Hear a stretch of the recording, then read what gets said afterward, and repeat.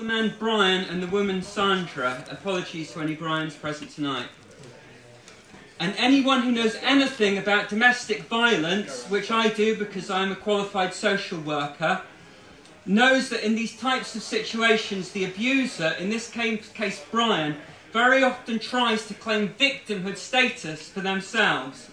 And this creates a very dangerous situation, and one which is not easily resolved, because not only is that person engaging in compulsive, abusive and controlling behaviour, they are also completely incapable of recognising the wrong that they are doing. And so we should be very, very wary and suspicious about any situation that we come across in life in which a stronger person or group of people are trying to claim victimhood status with respect to a much weaker person or group of people. Because we already know from the example of abusive domestic relationships that victimhood status is something that abusers will deliberately seek out for themselves, quite cynically, to provide cover for their abusive behaviour. And it sometimes happens that abusive men can be so convincing in their sob stories about all of the terrible injustices that they have experienced in the past, which they may well have experienced, and which may well be terrible injustices, incidentally, and perhaps they need therapy for that and deserve some sympathy for the fact that they were abused in the past, that they even manage to convince the woman that they're abusing that in spite of their horrendous behaviour, they are somehow the one who is the victim. But it is very rarely the case that they will convince anyone outside of the relationship or outside their immediate family. It's not that rare. Okay. Sure. Okay. Tangents. But it seems that when it comes to international affairs, and through the power of clever media manipulation and selective reporting, we can be convinced that the abuser is the victim and the victim the abuser. And this is exactly what has happened in the case of Israel and Palestine. Odd, isn't it? Hang on, where am I going with this?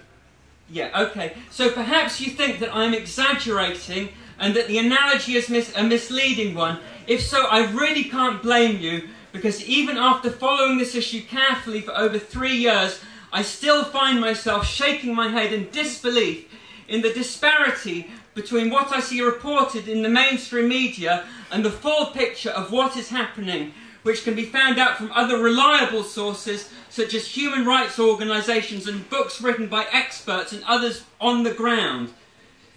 But at the end of the day, if you don't believe me, it isn't particularly difficult to demonstrate this point.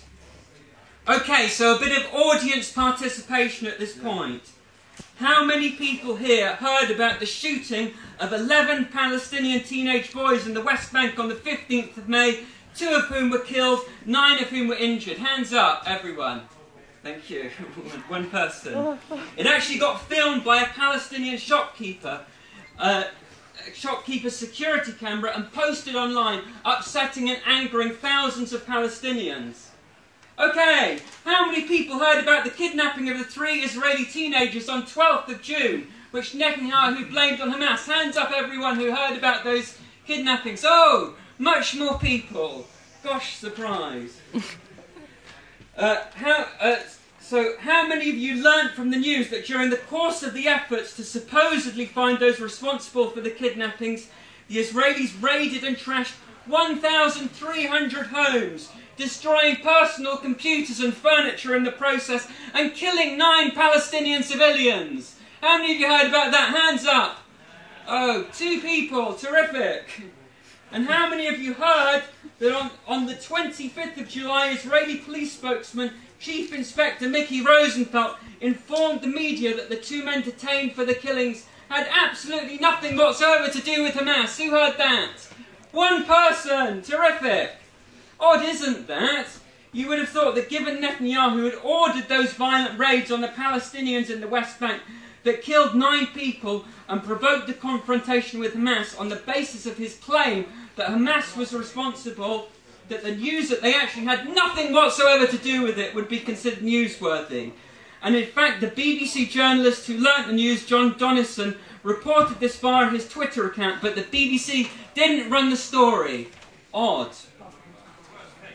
How many of you learnt that recently, on Monday the 30th of June, Hamas started firing rockets into Israel? Hands up, everyone! Yeah, lots of people. And how many of you knew that for 2 days before that, on Sunday 29th of June and Monday the 30th of June, Israel carried out strikes on Gaza, killing 2 people and injuring 3, a handful. Isn't that standard anyway? So how many of you learnt from the news that these were the first Hamas rocket attacks into Israel since Operation Pillar of Defence in November 2012, and that Hamas had scrupulously observed the ceasefire since then, even though the Israelis had broken it repeatedly? And I'm sure that none of you will have been aware that although there were rockets fired into Israel by other groups between November 2012 and the end of June 2013, the Israeli security establishment had themselves testified to the aggressive anti-rocket efforts made by the new police force that Hamas had established specifically for that purpose, which included arresting members of groups such as Islamic Jihad who had fired rockets into Israel. Because I certainly didn't learn that from the mainstream media, although it was reported by the respected NGO, the International Crisis Group, and also reported in the Times of Israel. So that's really, really weird, isn't it? Really odd. Because you would have thought that if the Israeli leadership wanted peace and their own security services were telling them that Hamas were doing a terrific job of preventing rocket fire into Israel, that they'd be particularly keen not to do anything to provoke Hamas. And odd that our own media did nothing whatsoever to report about that. So is it just me, folks, or is there something here that isn't adding up in this picture? Unless there is something else going on here. And Benjamin Netanyahu had another reason for wanting a confrontation with Hamas. And that, in fact, is what is the case. Hamas had done something to provoke Hamas, folks. And what they had done... Hamas had done something to provoke Netanyahu. What they had done to provoke Netanyahu happened on the 2nd of June, when they entered into a unity government with Fatah. All of the key positions within that unity government were given to academics who belonged to neither party. Hamas held no cabinet posts within it. They had effectively agreed to give up their political power for the sake of Palestinian unity and the best interests of the Palestinian people.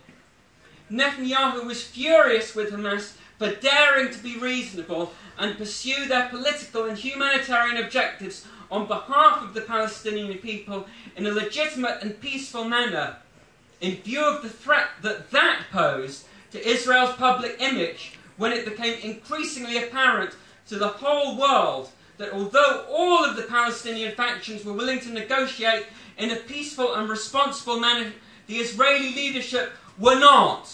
So that, folks, is the story of what has really happened in Gaza in recent weeks. And this is how I see it.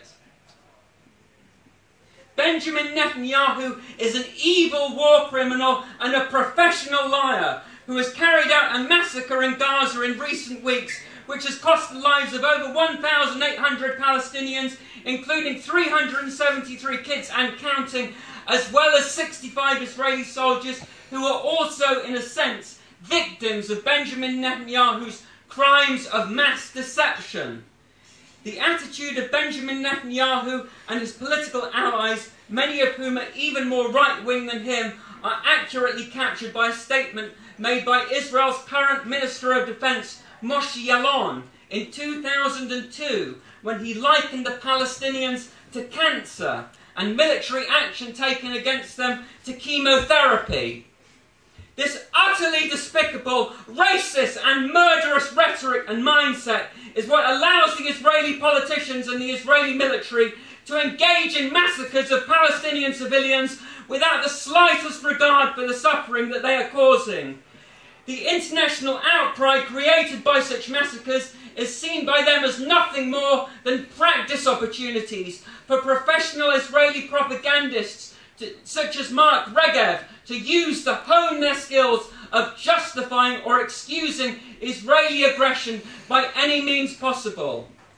Benjamin Netanyahu and his political allies are engaged in a campaign of violence and oppression, the aim of which is to destroy the Palestinians as a people and to render them politically powerless through a combination of methods, including the theft of Palestinian land and water resources, partial ethnic cleansing, localised massacres such as we are witnessing now, the assassination of Palestinian leaders that has been going on for years, the elimination of public infrastructure such as power plants, roads and so on, and of public institutions, including schools, universities and hospitals, which they do quite deliberately, folks.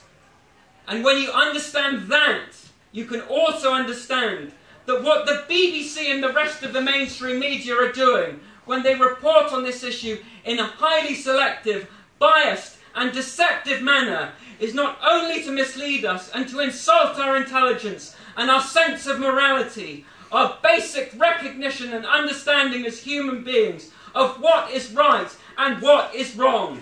They're actually doing something even worse than that as well, which is promoting and giving credibility to the propaganda lies used by the Israelis to create public acceptance for their brutal and murderous oppression of the Palestinian people. And when they privilege Israeli propaganda lies over truthful and accurate claims by Palestinians and pro-Palestinian commentators, when they engage in selective reporting, such as reporting on the Israeli teens who were kidnapped on the 12th of June and later killed, but not reporting on the 11 Palestinian boys who were shot on the 15th of May, 2 of whom were killed and 9 of whom were injured.